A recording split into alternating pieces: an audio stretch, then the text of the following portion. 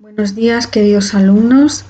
Hoy es sábado 18 de abril. Es una fecha importante en mi vida porque es el aniversario de la boda de mis padres y además coincide, debió de ser un sábado, que es cuando se tienen lugar las bodas.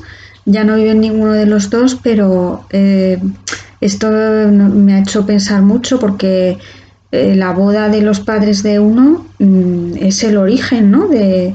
O sea, ya de algún, aunque no sabían los hijos que iban a tener, pero bueno, es una fecha importantísima para mí, que nací 2 años después. Ahí ya se estaba planeando mi, mi llegada a la existencia y esto es un misterio, la verdad, que el origen de cada uno de nosotros es una cosa, no sé, a mí me da mucho que pensar. Y como estamos en el tema de la metafísica, pues no he querido, he tenido que hablar de esto, que hoy estoy muy impresionada por eso. Aunque ya no viven ninguno de los dos, pues me impresiona pensar que tal día como hoy, un sábado de hace un follón de años, no quiero ni decir cuántos, mis padres se casaron. Vale.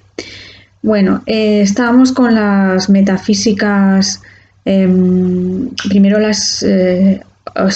estamos en el tema de la metafísica y en la pregunta de los planteamientos espiritualistas. Entonces, aquí, primero, ¿qué es un espiritualismo? Pues es una filosofía en la que se defiende que además de este mundo material en el que vemos y en el que vivimos, hay otra realidad o las cosas no es solamente lo que se toca y lo que se ve, sino que hay algo más, ¿no? Que el mundo no se limita a lo simplemente físico. También en el espiritualismo pues se defiende que además de que tenemos un cuerpo y un cerebro y unas conexiones neuronales que rigen todo lo que hacemos, pues tenemos un alma o un espíritu, una mente, algo que aunque no se ve está ahí. Como bueno, en cualquier religión se defiende que el ser humano tiene un alma. Por otra parte, la tercera idea clave de una metafísica espiritualista es pensar que hay un ser supremo, un Dios, un espíritu universal que hace el mundo o que lo dirige, en fin, un ser que está por encima de este mundo material y de este mundo del ser humano. Entonces, si uno está de acuerdo en cualquiera de estas tres cosas, ¿no? Que la realidad no es solamente material, que además de cuerpo tenemos alma y que además de mundo físico hay un ser supremo de carácter espiritual al que se llama Dios, pues es un espiritualista. Bien, la segunda parte es cuáles han sido las filosofías espiritualistas pues más conocidas. Pues el fundamental de todos y al que yo admiro mucho es Platón. Platón, un filósofo griego del siglo V a.C., que se puede considerar que es el padre de la filosofía, el primero que escribió libros de filosofía dignos de ese nombre, que son los diálogos. Bueno, pues Platón defiende que efectivamente tenemos este mundo material y aparte hay otro mundo de las ideas que son seres eternos que sirven de modelo a este mundo. O sea que, por ejemplo, bueno, pues si todos vosotros y yo somos seres humanos, compartimos el hecho de que nos parecemos, estamos moldeados, estamos hechos siguiendo la idea eterna de ser humano que está en ese mundo de las ideas, que es una idea que ni nace ni muere, que está siempre ahí, que es perfecta y que es igual a sí misma y que está fuera del tiempo y del espacio. Por lo tanto, este es el planteamiento espiritualista de Platón, como digo, el padre de la filosofía occidental. Bien. Otro espiritualista famoso es Descartes, filósofo francés del siglo XVII y matemático. Os hago notar que estos dos grandes filósofos, tanto Platón como Descartes, vuelvo a insistir, fueron grandes matemáticos, tuvieron en cuenta la matemática.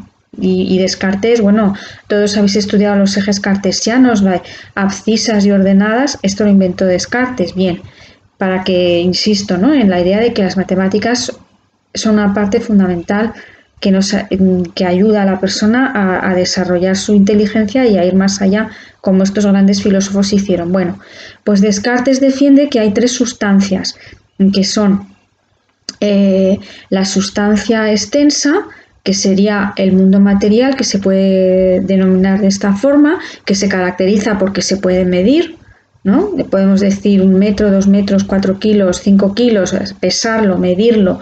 Esta es la característica de la que él llama sustancia extensa. Luego está la sustancia pensante, que sería un poco el equivalente del alma, es decir, el hecho de poder pensar, de poder decir yo pienso, le da a Descartes pie a decir, bueno, pues si pienso existo, y ese sería el origen de la certeza y de la verdad, el poder pensar. El pensamiento da lugar a darnos cuenta de que además de materia hay sustancia pensante. Y la tercera sustancia cartesiana es la sustancia infinita o sustancia perfecta, ¿no? Que es Dios, que sería realmente la única sustancia que merece el nombre de sustancia porque ha dado lugar a las otras dos, al mundo de la materia y al mundo espiritual. Bien, este es Descartes. Y finalmente tenemos a Hegel. Hegel, creador de una filosofía que se llama el idealismo absoluto. Para Hegel la realidad viene a resumirse en una sola cosa, que es el espíritu absoluto, espíritu con E mayúscula y absoluto con A mayúscula. Quiere decir que el mundo es un proceso. Un proceso significa que las cosas no están dadas de una vez, sino que hay una historia. Todo pasa por historia, fijaros. He empezado este vídeo hablando de mi propia historia, de mi origen. Pues sí, soy una historia. Vamos pasando por el tiempo, nuestras vidas son una historia. La vida de una persona no se reduce a 1 minuto ni a 1 segundo, es una historia de 50, 60, 70, 80 años, lo que queramos. Bueno, y el mundo tiene también su historia. Entonces, la idea de Hegel es que al final, a partir de muchas contradicciones y de muchas guerras, como vemos que hay en la historia, de muchas oposiciones y de lucha, ¿no? Porque la realidad es historia de luchas, es historia de guerras. Pues al final de todas esas luchas y de todas esas guerras por la supervivencia, por el desarrollo, por nuestros destinos, que la vida es un puro luchar por salir adelante, vendrá lo que él llama el espíritu absoluto, es decir, que englobará toda esa realidad y todas esas luchas en una sola, el espíritu absoluto. Bien, pues por lo tanto estos son los 3 filósofos espiritualistas más famosos. Y luego hay una serie de críticas, ¿no?, que se le hacen al espiritualismo, y es que, por una parte, claro, está el problema, digamos, lo llaman aquí el problema epistemológico, y es que uno dice, bueno, ¿y cómo sé que hay algo más de la realidad material si no lo puedo tocar y no lo puedo ver? O sea, problema de acceso a esa realidad espiritual. Bueno, pues sí, o sea, realmente, si solo te crees lo que ves, tienes un problema. Porque, pues sí, problema epistemológico cuando dices, bueno, es que solo me puedo crear de lo que toco y de lo que veo. Solo me puedo fiar, de lo que toco y de lo que veo. Por lo tanto, ¿de qué espíritu me estás hablando? Bien, sí, esa persona tiene un problema epistemológico. Bueno, bien, luego el problema ontológico, pues efectivamente este mundo ideal de Platón, por ejemplo, ¿cómo lo puedes demostrar? O sea, estamos un poco en lo mismo. ¿En qué te fundamentas para decir que hay un alma? ¿No? Bien, y el problema antropológico, bueno, ya lo he dicho, o sea, el problema antropológico es cómo explicar que el hombre, además de cuerpos, seamos alma. A ver, ese alma, pues por mucho que se han abierto cuerpos y para hacer autopsias no se encuentra el alma. Por lo tanto, es un problema del espiritualismo que no puede decir, mira, aquí está el alma, como si puede decir, mira, aquí está mi mano, o aquí están mis dedos, ¿no? Pues no puede decir, mira, aquí está mi alma. Bueno, bien. Luego tenemos las metafísicas materialistas. Los planteamientos materialistas, que así en principio parecen más fáciles de aceptar en el mundo que vivimos hoy, ¿no? Que consiste en decir, bueno, es que no existe más que la realidad material que vemos ahí fuera. Y ya está, el mundo es lo que se toca, lo que se ve, lo que se oye y no hay nada más. Por supuesto, el ser humano es su cuerpo. ¿De qué ahora me estás hablando? Tenemos un cerebro que tiene sus neuronas y las neuronas se conectan unas con otras, con los axones, las dendritas, y la corriente nerviosa que pasa de una neurona a otra y que hace que tus manos se muevan porque el cerebro da esas órdenes. No hace falta más que cerebro, no hay nada más aparte. Y bueno, ya para un materialista, claro, hablar de un ser supremo que ha creado el mundo, esto es pura mitología. ¿Qué me estás contando? No hay ningún ser supremo, la naturaleza evoluciona por sí sola y el mundo, el planeta Tierra y los seres que en él vivimos somos fruto de la evolución. Esto sería el perfecto materialismo. ¿Qué filosofías materialistas ha habido en la historia? La más famosa, el atomismo de los antiguos, que fue Demócrito. Demócrito, un filósofo del siglo V antes de Cristo, contemporáneo de Sócrates, de Platón, de todos estos, que defendió que el mundo está hecho de átomos y vacío. Los átomos son partículas indivisibles que se mueven al azar en el espacio y dan lugar a todos los cuerpos. Y ya está. Átomos y vacío, punto y final. Esa es la receta de la realidad materialista de Demócrito. Bien, y el otro materialista famosísimo es Marx, materialismo histórico, discípulo de Hegel, el que antes os he dicho que es el del espíritu absoluto, de que la realidad es un proceso que acabará en el espíritu absoluto. Bueno, pues digamos que Marx, discípulo de este filósofo espiritualista, hace una traducción materialista. Y entonces la realidad se fija más que nada más en la sociedad humana, en la historia humana, ¿no? Nuestras sociedades, todo lo que pensamos, el arte, todo lo que escribimos, los libros, la poesía, los cuentos, las religiones, que sería la parte, diríamos, no material de la sociedad, realmente no importa nada porque todo eso viene de nuestras condiciones de vida, de nuestra economía. En eso consiste el materialismo de Marx, o sea que todo lo que hacemos en la sociedad los seres humanos tiene que ver con nuestra manera de sobrevivir, con nuestra manera de ganarnos la vida, con nuestra manera de subsistir y por lo tanto al final no hay nada más que eso. Y porque, bueno, un ejemplo muy claro para que entendáis de qué va este materialismo histórico de Marx es que no pueden pensar cómo van a tener las mismas ideas, por ejemplo, sobre la riqueza y la pobreza, sobre el dinero, sobre si hay que compartir o no, la gente que tiene mucho dinero que la gente que tiene poco dinero. Ahora mismo, si dijéramos en este mundo, y bueno, de hecho yo lo digo porque me parece que estamos en un mundo muy injusto y muy mal distribuida la riqueza, bueno, es que habría que repartir. O sea, la riqueza tendría que servir para que todos los seres humanos pudiéramos tener una vida digna y no que unos acumulen y otros se mueran de hambre. Fíjate qué cosa tan lógica y tan normal. Bueno, pues por supuesto los primeros que no van a querer van a ser los ricos, ¿no? Los que votan al PP. A perdonar por mis caricaturas, pero es que es la realidad. O sea que, aunque hay pobres que votan al PP también, pero no me importa. Yo quiero que entendáis lo del materialismo. O sea, que la persona que tiene mucho dinero no quiere compartir. Y eso está claro. Si yo tuviera mucho dinero, pues a lo mejor tampoco lo querría compartir.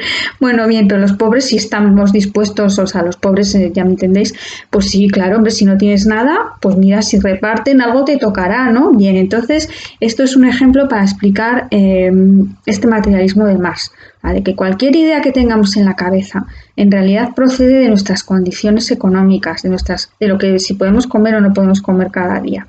Bien, y bueno, claro, también el materialismo pues ha recibido sus críticas porque mira, es que es un poco insuficiente, ¿eh? La verdad que pues sí, está muy bien la evolución y todo eso, pero hay un problema epistemológico, este es difícil de entender, porque claro, nosotros damos por supuesto que si yo toco ahora, por ejemplo, a ver si se ve, toco esta persiana, se ve, ¿verdad? Damos por supuesto de que si estoy tocando la persiana, pues es que la persiana está ahí. Bien, pues es que realmente de lo que yo estoy segura es de mi sensación, o sea, de la sensación que llega a mi cerebro, que es, ah, mira, está suave aquí la persiana. Bueno, y eso está en mi cerebro, o el color azul, mi sensación de azul sí. Ahora, ¿por qué digo yo, o sea, cómo estoy segura de que mi sensación se corresponde con lo que hay ahí? Sí, ya sé que esto parece un quebradero de cabeza, pero es que la filosofía es quebrarse la cabeza, lo siento. Entonces podemos estar seguras de nuestras sensaciones, pero no tanto de si que lo que hay ahí fuera se corresponde con lo que sentimos. Este es el problema epistemológico del materialismo, que es difícil demostrar la materia como es difícil demostrar a Dios, digamos. Bueno, Y el problema antropológico, este es más claro de entender, es el determinismo, porque claro, si tú eres materialista, lo explicas todo por cualquier cosa que pasa en la naturaleza tiene una causa. Es decir, la naturaleza está hecha de leyes que se cumplen sí o sí, como la famosa ley de gravitación. Vamos, que si yo ahora suelto el ordenador, cosa que no voy a hacer, lo suelto en el aire, pues ya sé que no se me va a quedar flotando en el aire. O sea, se va a cumplir la ley de que el ordenador se me va a caer al suelo y si abro la ventana y salgo por ella, pues también sé lo que me va a pasar. Eso es determinismo. Claro, si tú dices, bueno, todo lo que pasa se debe a este tipo de leyes que se cumplen sin excepción, pues entonces parece que ya no hay lugar para la libertad humana, que ya no hay opción, que todo no se explica, o sea, todo lo que hacemos está determinado por leyes. Eso sí es un problema. Y por otra parte, el problema de la mente-cerebro, o sea, que yo, claro, desde luego, efectivamente, si puedo mover las manos, si puedo mover la boca, si puedo explicar, si puedo, es porque tengo un cuerpo y un cerebro y unas conexiones neuronales, pero no sé, tenemos la experiencia de que, por ejemplo, pues el afán que tengo de que aprendáis algo, yo eso no creo que sea simplemente cuestión de mis neuronas, no sé. Bueno, en fin, que hay algo más, ¿no? Que sería lo mental, lo espiritual, como uno quiera llamarlo, si es que da igual, que no se reduce a que no se puede decir es tu cerebro y se acabó, son tus neuronas y se acabó, es tu cuerpo serrano y se acabó, que eso es lo que diría un materialista, no que hay algo más, pues que le podemos llamar mental, espiritual, lo que queramos, algo más. Problema del materialismo, no se explica bien las cosas que hacemos los seres humanos que no se reducen a comer, a dormir y a reproducirnos. Bueno, bien.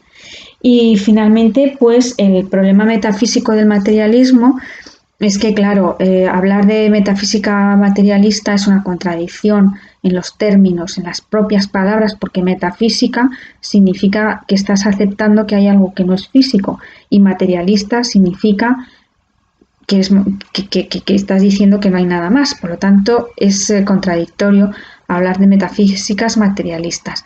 Y bueno, hasta otro día, chicos.